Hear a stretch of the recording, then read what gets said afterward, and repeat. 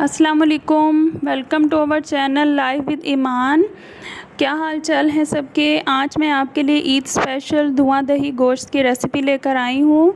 और जब मैं कुकिंग कर रही थी तो बहुत ही ज़बरदस्त मौसम हो गया था, एकदम से काले बादल आ गए थे, तो मैंने कहा मैं आपसे भी शेयर करूँ। गर्मी में तो बादल तो बहुत ही बड़ी नेमत है। और ये मेरी बेटी जो है वो फुल नाराज़ आप थी मेरे नाराज हो साथ रही कि हैं? अम्मी कुकिंग कर रही हैं और मुझे लिफ्ट नहीं करा रही। हाँ, चले इंग्रेडिएंट्स की तरफ चलते हैं। मैंने प्याज लिए थे 3 दरमियाने और इनको मैंने रफली चॉप कर लिया है। और मैंने नमक लिया था 1 टीस्पून, और जो हाफ़ टी स्पून है वो बाकी दही में डलेगा। और सब्ज़ मिर्चें ली थी 2 से 3, उनको चॉप कर लिया था। और जिंजर गार्लिक पेस्ट, लहसुन अदरक का पेस्ट 1½ टेबल स्पून, और सुरख मिर्च का पाउडर 1 टीस्पून मैंने लिया था, और धनिया पाउडर भी 1 टीस्पून।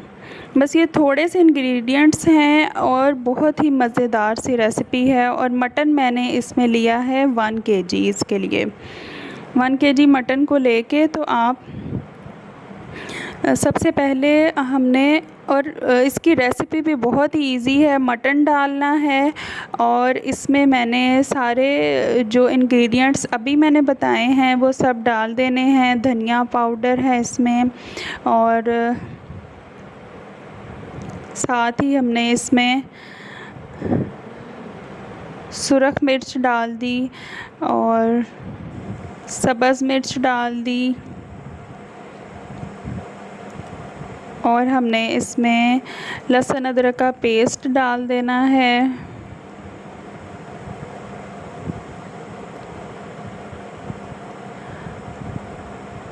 बस ये सारे इंग्रेडिएंट्स हमने इसमें इकट्ठे ही डाल देने हैं। और साथ ही हमने इसमें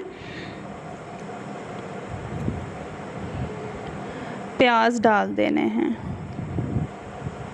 ये हमने प्याज डाल दिए, और इसमें फिर हमने इसको अच्छी तरह मिक्स करके इसको 1-2 दफ़ा आप चम्मच इसमें घुमा के तो इसको अच्छी तरह मिक्स कर लें। और फिर इसमें हम ऐड करेंगे पानी को।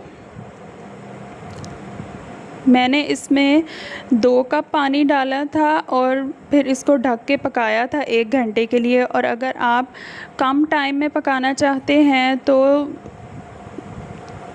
8 से 10 मिनट में ये बिल्कुल गल जाता है स्टीम के साथ। तो आप कम पानी डालें, 1 कप पानी डाल लें और उसको स्टीम दे दें। अब ये मैंने इसको ढक दिया 1 घंटे के लिए। और बाकी इंग्रेडिएंट्स जो इसकी ये 2 स्टेप्स में असल में तैयार होती है। तो ये दूसरे स्टेप के लिए हैं। 1 प्याज को मैंने लच्छेदार काट लिया है, और 1 कप दही लिया है, और 1 कोयले का छोटा सा पीस लिया है, और धनिया लिया है 4 टेबलस्पून, और 3 टेबलस्पून मैंने पुदीना लिया है। ये इसके दूसरे स्टेप में असेंबलिंग के इंग्रेडिएंट्स हैं। दही में हमने बाकी का हाफ़ टी स्पून डाल के इसको अच्छी तरह हमने मिक्स कर लेना है।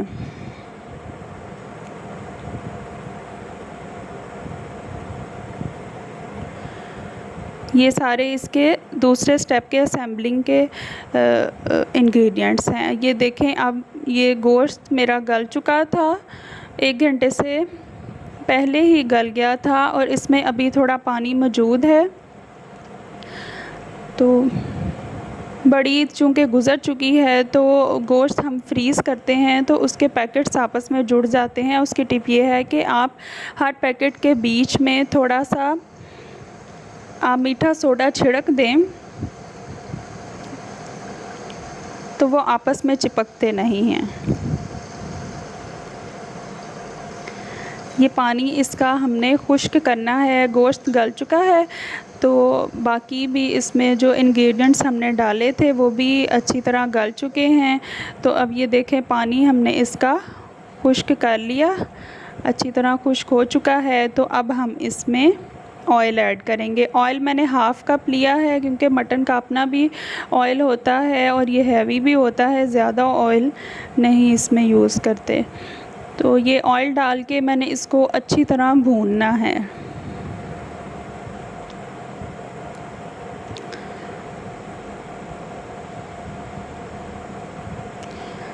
जब ये अच्छी तरह भून जाए और इसका कलर तब्दील हो जाए,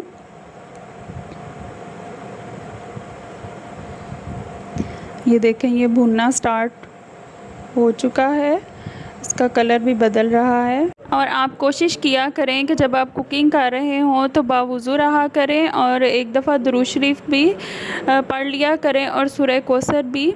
इससे खाना खाने में भी बरकत होती है। अब ये भुन चुका है अच्छी तरह और इसका ऑयल में, और मसाला भी इसका अच्छी तरह बन चुका है। इंग्रेडिएंट्स सारे इसके अंदर मिक्स हो चुके हैं और ऑयल इसने छोड़ दिया है। अब हम इसको डिश आउट करेंगे। डिश आउट भी तब करेंगे जब हमने इसको सर्व करना है। दूसरा स्टेप हमारा तब ही होना है। अब ये एक स्टेप कंप्लीट है। अब आपने दूसरा स्टेप तब करना है जब आपने इसको सर्व करना है। ये मैंने इसको जब सर्व करना था मैंने इसको डिश आउट किया और इसके अंदर आपने इसी स्टेप्स के साथ ही जैसे मैं करूँगी वैसे ही आपने इसको चीज़ें डालनी है। पहले सबसे पहले प्याज मैंने इसमें जो रिंग्स बनाए थे वो डालने हैं।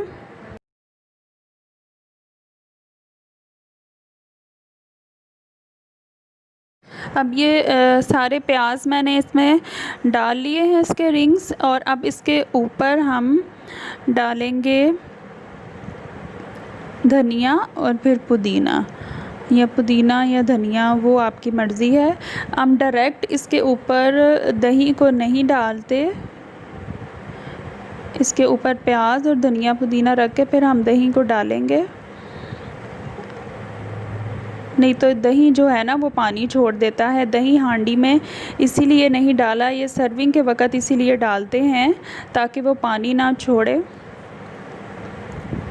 और ऐसे ही ये सर्व किया जाता है। अब मैंने इसके ऊपर धनिया और पुदीना डाल लिया है। ये आपकी मर्ज़ी है, अगर आपको ये ज़्यादा पसंद है तो आप इसकी क्वांटिटी को बढ़ा भी सकते हैं धनिया और पुदीने की। और अब हम इसके ऊपर दही को डाल देंगे।